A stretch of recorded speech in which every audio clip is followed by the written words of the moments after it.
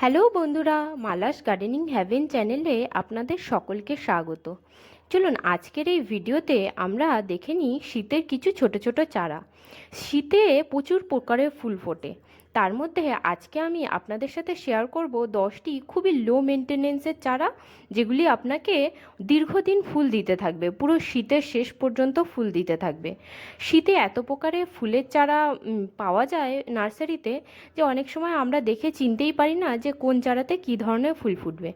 আজকের এই ভিডিওটি সম্পূর্ণ দেখলে আপনারা অন্তত এই 10 প্রকারের চারাকে ভালোভাবেই চিনে যাবেন। আর এই যে ফুলটা দেখতে পাচ্ছেন, এর নাম ডিসেম্বর পু। কিছুদিন আগেই আমি নার্সারিতে গিয়েছিলাম আর নিয়ে এসেছি এতগুলো চারা। চলুন আজকে এগুলোকেই আপনাদের সঙ্গে শেয়ার করা যাক। দেখুন, চারাগুলি একদম ছোট ছোট সিডলিং পটের মধ্যে বসানো রয়েছে। সিডলিং পটের গাছকে কিভাবে বাঁচাতে হয় সে বিষয়ে ভিডিও আমি আগেই বানিয়েছি। আজকে দেখি এই চারাগুলিকে। এই দেখুন, এই চারাটিকে বলা হয় ভারবেনা। ভারবেনা লাল, গোলাপি, সাদা, হলুদ, বেগুনি অনেকগুলি কালারের হয় আর পুরো শীতকাল জুড়ে ফুল দিতে থাকে। এটি সবার চেনা পিটুনিয়া ফুলের চারা। এই দেখুন, আমি দুটো পিটুনিয়ার চারা নিয়ে এসেছি। পিটুনিয়ার গাছ একবার ফুল ফোটা শুরু করলে পুরো শীত জুড়ে আপনাদেরকে ফুল দিতে থাকে। আর ছোট ছোট পটের মধ্যেও আপনারা বসাতে পারেন, বেশি বড় জায়গাতে বসাবার দরকার নেই। পিটুনিয়ার গাছ লাগাবার জন্য একটু শ্যালো পটের প্রয়োজন পড়ে। আর এটি দেখুন, এটি একটি স্টকের চারা। দেখুন, এই স্টকের চারা ঠিক এই রকমেরই দেখতে হয়। স্টক সাদা, হলুদ, গোলাপি হয়। আর এটির নাম হলো ন্যাস্টারটিয়াম। ন্যাস্টারটিয়াম হলুদ আর অরেঞ্জ এই দুটি কালারেরই হয়। আর পুরো শীত জুড়ে ফুল দেবে, আর ফুল ফোটার শেষে আপনি সামনের বছরের জন্য দানাও এখান থেকে সংগ্রহ করতে পারবেন। আর এটি দেখুন, এটি হলো একটি রক্তগাদার চারা। দেখুন, চারা দেখে আপনি একটুখানি চিনে রাখুন, এটি হলো রক্তগাদার চারা। আর এটি হচ্ছে আপনার সবার প্রিয় ডালিয়া। শীতকালে ডালিয়া সবাই একটা দুটো লাগাতে পছন্দ করে। এই দেখুন, দুটি পাতা দু রকমের, তার মানে দুটি গাছে দুই রকমের ফুল ফুটবে। এটিতে দেখুন 3টে করে পাতা, এটিতে 1টি করে পাতা। পাতা দেখে ছোট চারা চেনা যায় যে কোনটাতে দুটোতে একই রকমের ফুল হবে না আলাদা রকমের। এটি হচ্ছে বাবু গাঁদা। বাবু গাঁদা বলতে এই গাঁদা ফুলের গাছগুলো একটু লম্বা হয়, আর শীতের পরেও এরা ফুল দিতে যায়। এরা ইনকা গাঁদা নয়, এরা নর্মাল সিজনেও ফুল দেয়। আর আপনারা গাছ একবার বড় হওয়ার পরে কাটিং থেকেও গ্রো করতে পারবেন। আর এটি হচ্ছে ক্যালেন্ডুলা। ক্যালেন্ডুলা গাঁদার মতনই অনেকখানি দেখতে, একটু আলাদা। এটি সিঙ্গেল পাপড়ির হয়, আবার ডবল পাপড়ির হয়। হলুদ আর অরেঞ্জ এই প্রধানত দুটি রঙেরই হয় ক্যালেন্ডুলা ফুল।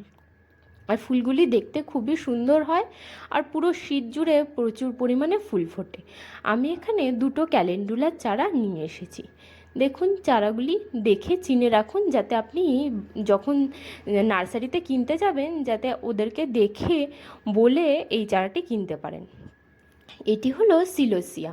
দেখুন, ছবিতেও আমি দেখিয়ে দিয়েছি। সিলোসিয়া লাল, পিঙ্ক, হলুদ, অরেঞ্জ এ সমস্ত কালারের হয়, আর বাগানে সুন্দর একটা রং অ্যাড করে। আর এটি দেখে চিনতে পারছেন, এটি হলো চন্দ্রমল্লিকা। চন্দ্রমল্লিকার প্রচুর চারা হয়, আর চন্দ্রমল্লিকার সবথেকে ভালো ব্যাপার এটাই যে 1 বছর যদি চন্দ্রমল্লিকা কেনেন, তারপরে সেই গাছটাকে বাঁচিয়ে রেখে আপনি 4-5 বছর লাগাতে পারবেন। আর এই দিকে দেখুন, এটি হলো ইনকা গাঁদা। ইনকা গাঁদার গাছ অত বেশি বড় হয় না, আর পাতাও এই অবস্থায় একটুখানি ছোট থাকে।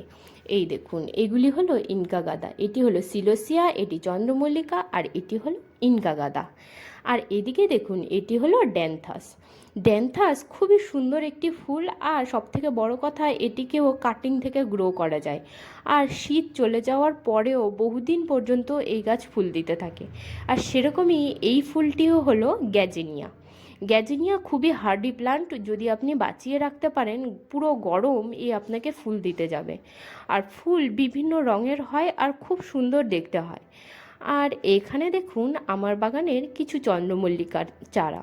এই গাছগুলিকে আমি আগের বছরের গাছ থেকেই তৈরি করেছি। গাছগুলো বেশ বড় হয়েছে। আর এটি হচ্ছে সব থেকে সুন্দর ফুল যদি কিছু বলা যায় সেটি হচ্ছে গ্ল্যাডিওলাস। একদম লো মেনটেনেন্সে হয়ে যায়, আর কিন্তু এগুলোকে বাল্ব থেকে গ্রো করা হয়। বাল্ব বলতে পেঁয়াজের মতন হচ্ছে গাছের গোড়ায় একটি অংশ তৈরি হয়, সেটাকে বাল্ব বলা হয়। সেটাকে নিয়ে এসে আমরা গ্রো করি, মাটিতে বসাই, আর সেখান থেকে একটি স্টক বার হয়, আর স্টকের মধ্যে প্রচুর পরিমাণে ফুল ধরে। আর এই দেখুন, এটি একটি সিলোসিয়ার চারা, আর এই আগের বছরের দানা মাটির মধ্যে পড়ে থেকে সেখান থেকেই হয়েছে। আমি এটাকে দানা ছড়াইনি আর লাগাইও নি। আর আজকের মতন টাটা বন্ধুরা, দেখা হচ্ছে আবার কাল। যদি আপনার ভিডিওটি ভালো লাগে তাহলে লাইক, শেয়ার, সাবস্ক্রাইব করে আমার পাশে থাকবেন। তবে আজকের মতন আসি বন্ধুরা।